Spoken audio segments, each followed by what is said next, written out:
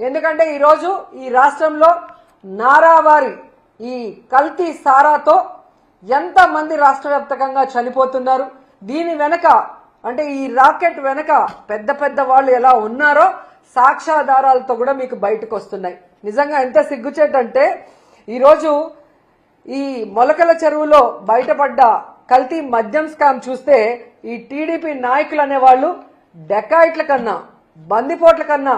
ఎంత ఘోరంగా తయారయ్యారో మనకు అర్థమవుతుంది. ఎందుకంటే జగన్మోహన్ రెడ్డి గారిని కొట్టే దమ్ము లేక ఈవీఎంలను మేనేజ్ చేసుకొని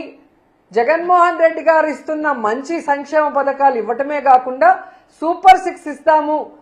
ఇద్దరుంటే ఇద్దరికి నలుగురుంటే నలుగురికి అని ఏ విధంగా అబద్ధాలు చెప్పి అధికారంలోకి